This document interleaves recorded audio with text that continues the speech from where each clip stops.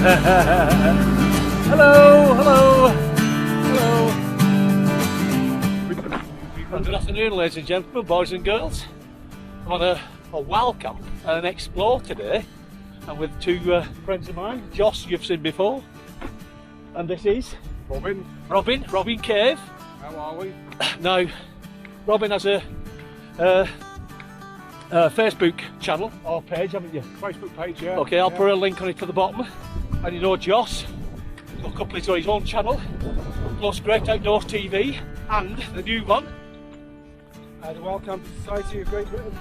Thank you very much. So, we'll go a bit further up, we'll tell you where we are, and tell what we're up to. See you in a bit.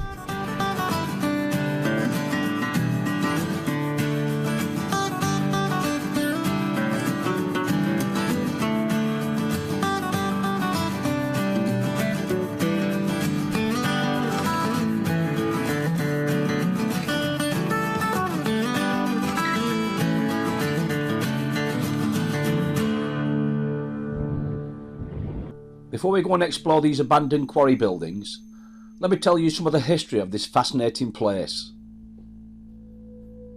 The Maenofferen quarry is a major slate quarry in the town of Ballow-Festiniog, North Wales. It was first worked for slate by men from the nearest Duffish quarry shortly after 1800. The initial quarry on this site was also known as the David Jones quarry, which was the highest and most easterly of what became the extensive Maenofferen complex. By 1848, slate was being shipped via the Festiniog Railway. In 1861, the Maenofferen Slate Quarry Company Limited was incorporated, producing around 400 tonnes of slate that year. The company leased a wharf at Port Madog in 1862 and shipped 181 tonnes of finished slate over the Festiniog Railway that following year. In 1882, it produced 8,600 tonnes of slate, making it the fifth largest producer in the Festiniog area. During the 19th century, the quarry flourished and expanded, extending its workings underground and further downhill towards Ballow-Festiniog. In 1897, it employed 429 people, with almost half of these working underground. The Festiniog Railway remained the quarry's major transport outlet for this produce, but there was no direct connection for it in the Festiniog's terminus at Duffish. Instead, slate was sent via the Ryback tramway, which ran through the quarry. This incurred extra shipping costs that rival quarries didn't have to bear. In 1908, the company leased wharf space at Maenofferen, installing turntables and sidings to allow finished slate to be transshipped to the standard gauge railway there. In 1920, the company solved its high shipping costs by building a new incline connecting its mill to the Votti and Boed quarry and reaching agreement to ship its produce via the company's incline connection to the Festiniog Railway at Duffish. In 1928, Maenofferen purchased the Ryback quarry, continued to work it and use its associated tramway until 1953.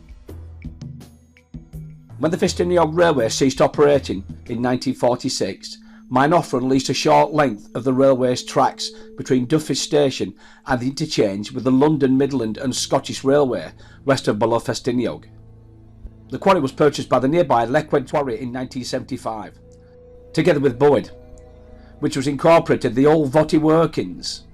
These are owned by the Maenofferen Company. Production of slate recommenced on the combined Maenofferen site, consisting of untopping, also known as open cast, underground workings to recover slate from the supporting pillars of the chambers. Underground production of Maenofferen ceased during November of 1999, and with it the end of large-scale underground workings for slate in North Wales. Now owned by JW Greaves and Sons Limited, Ballow-Festiniog, it continues to produce crushed slate on a limited scale. Now that you've heard some of the history of this mine, let's go and see what's left of it. These four sheds here, you'll see afterwards, were built into four sections. As the mine started to grow, they obviously needed many more places to dress the slate before they sent it down to Port Madog and shipped out. Now here, at one time, used to be a water wheel. It was fed from over the left hand side. Hopefully we'll have a look at that later on. And it used to power the wheel to power all the the stuff to cut the slate, and no doubt other things as well. Now the water from both links would have come somehow down here in a aqueduct. Now if you look at that post there, it's possibly it could have run across that post down here, roughly around about here I'd say, where the water wheel would have been, and the water would have run across, obviously turn the wheel, and then it would have run off somewhere. I think it's all been filled in now here, across here and into this old dried riverbed. So this is somewhere here where the water wheel would have come through this area, I would say. Now these wheels here, below these wheels used to be machines that would trim the slate up, and they was obviously powered initially by the water wheel, as I said before, then eventually electricity. But you just imagine here now where the machines were, they got guards and they like a cutting blade, and they trim them up so they could be whatever size the slate was going to be. But this is the place they used to do it. Okay, this is one of the machines I mentioned to you before about when they cut the when they trim the slate up. I'll just put me things down there. They'd have a guard on here. Let's see if these turn or not. Yeah, there they are. They turn. That blade there will come along. They'd slide a bit of slate under there. This is how they'd trim it as that went through like that. That's quite possibly a steam pump. As you can see, there would have been a belt on there to up there, and then powered across here, and you'll see where all the wheels are. So obviously there's the electric that were coming in at one stage. Now it looks about 1891 before they started getting electric in this place. So the water wheel from 1800s to 1891 would have been powering all this stuff at one stage, I'm assuming. Well, this area is where they bring the undressed slate in here. Then they could cut it with the machines, which you can see over here. Cut into shapes and sizes and move it on down through the other side there where they did the dressing of the slate. This looks like a cutting machine, cutting slate into certain sizes. This looks like a conveyor belt. When the slate has been cut, on these machines or trimmed up, they stick the slate on here and off it will go down there until it was loaded up.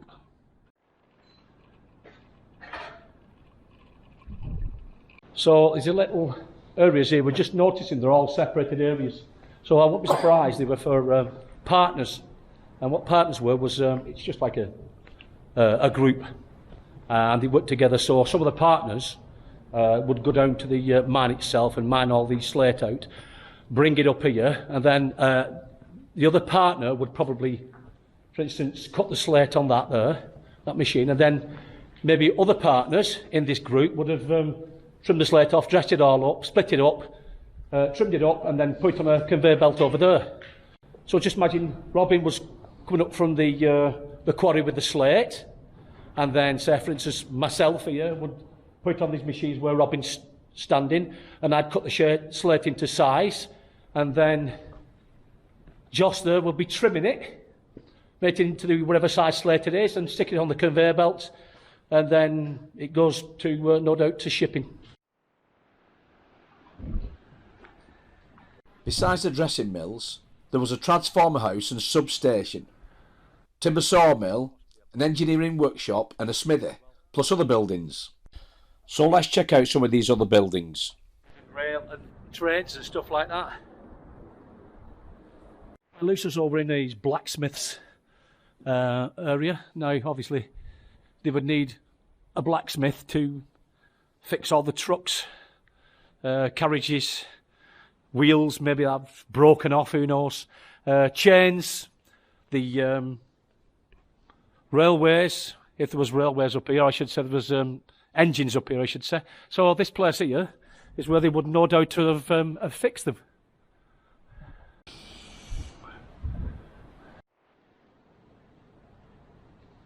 So pre-1738, when these slates were brought up from the quarries and the mines, they had no name for them. They just had sizes: 24 by 12s, 24 by 16s, 10 by 60, whatever it may be. So a guy called Hugh Warburton decided to bring out, for each size of slate, he brought out a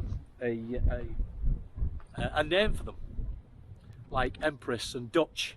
So it was easier for the people who were actually buying the slate, I suppose, or were selling it, to say, you know, I need 1,000 Dutch slates, or I need 1,000 Empress slates, whatever it may be. So what I'll do is now I'll find the slate, I'll measure it, and I'll tell you what the slate would have been called. Okay, I've found a slate here. I'm going to measure it and we can tell you what slate was called. So at the moment, if you can see it, it's 11 inches across, because they did work in inches, by 22 inches in depth or in length. And when you look at the scale or the paperwork regarding what they were called, this was called a Marchioness one. So that's a Marchioness slate. So you imagine, say for instance, somebody wants 1,000 Marchioness slates, then they'll know exactly what size they want, which is 22 by 11. So there was at least 19 types of, or different sizes of slate that people could pick, and no doubt they got paid for the quality and the sizes as well. We usually all associate slate with roofing slate, but slate was used for a lot of things. It was used for building houses, walls, flooring, coffins even. And they used to use it at the turn of probably the last century, 19th century, or 20th century I should say, for putting into the bottom layer of a house for a damp-proof course. But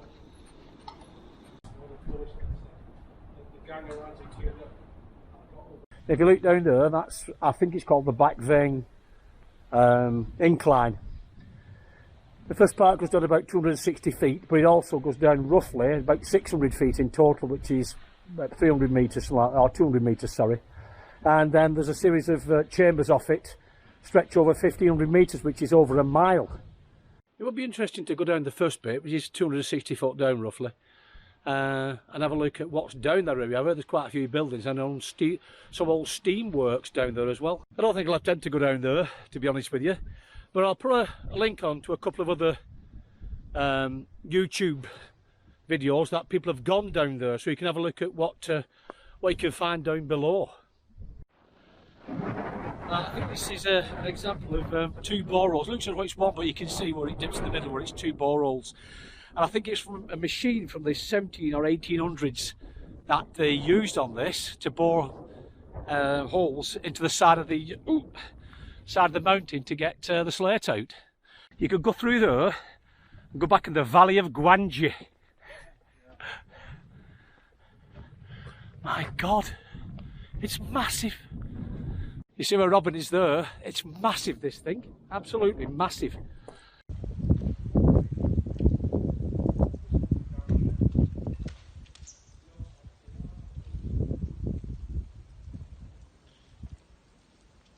There we go. That's as far as it goes. Hello! Hello. I'm going to answer me. I'll be a bit worried then.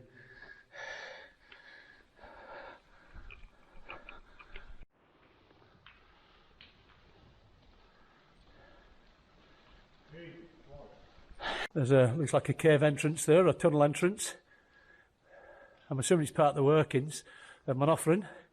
Not sure, but no doubt cavers would come down here. It must be a part of the caving society, I reckon, who would come and visit this place. Bloody hell. Well, that was a really interesting place to go in there. It's absolutely massive. I don't think it's that deep actually, that way, but behind me there's a tunnel that no doubt cavers would go and explore. It's more likely been mined. It looks like it's been cut for mining or quarrying.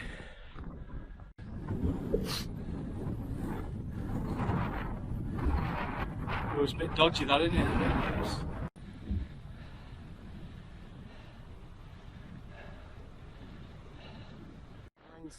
Definitely.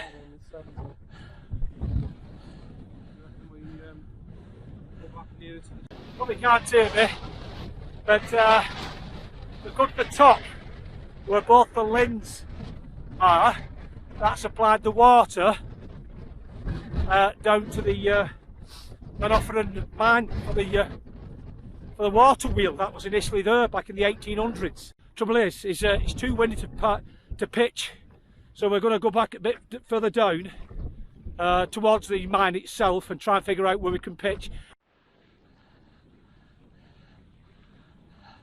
Joss has got one of the old buildings there. If you see his head there, he's looking to see if there's any flat bits for us and keep out the wind. The wind's about, well, it's getting up to about 40 miles an hour to about 7 o'clock. It's about, I think, about 5ish, I reckon now. I'll see what he said when he gets back. Where's Joss? Joss is there. God, should have gone to Specsavers. We've just walked down an incline. That half of it's still there, the other half's gone. It's good. All the track and that's gone. Whether there's somebody salvaged it or not, I don't know. But at the top there's a bit of a winding house up there, and the railway lines would have run through there somewhere near the top of this. Now I'll have to have a look on OS maps to see if I can see anything where they would mind it, because that winding house up there must have been something there in order to put it there to bring the slate back down. Well, I found this spot in this little hut, which I think, looking at it, is possibly where I think the manager's hut is. Might be wrong. Anyway, it doesn't matter. It's where we are. Robin's over there. I'm over here. It took us ages to put it up because the wind is channeling down this part here. This here now, it was that windy, it snapped my bloody pole. I'll show you. They're on the floor. So my carbon fibre pole is snapped in two, so I've had to use my camera stand. So anyway, and you can see where it's there. I've wound it up so it's smooth on top. Joss is there. I'm going to blow his bed up. And the workings is over there. I've not brought any water, so I'm going to get my water source from this little waterfall.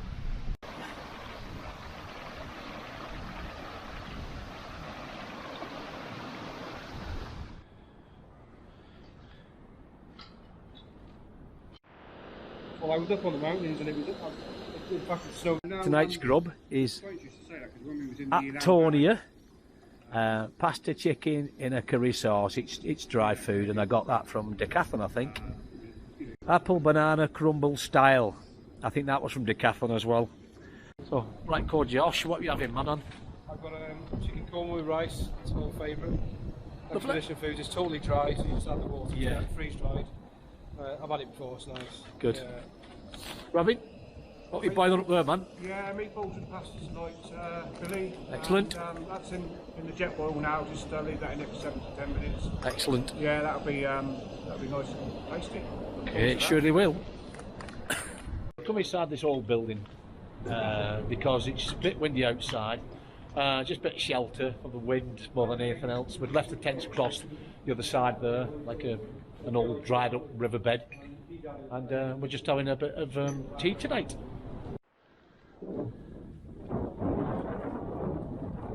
I'm just filming this. It's proper eerie in this building we've been in. We've been in this building for the past 2 or 3 hours. Something to eat, having a chat, and it's see them lads there they are. I'll try not to blind them if I can help it. It's very it's very eerie indeed. Imagine the ghosts of these quarrymen working here, splitting the slate and cutting it and doing all sorts to it, trimming it up and dressing it.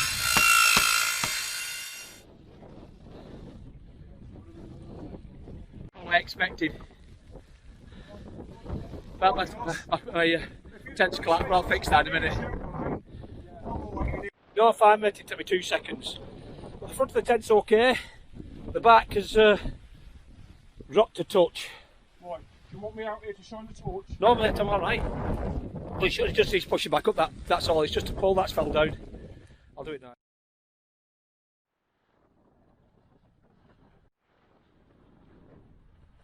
Good morning. The day looks a bit better today.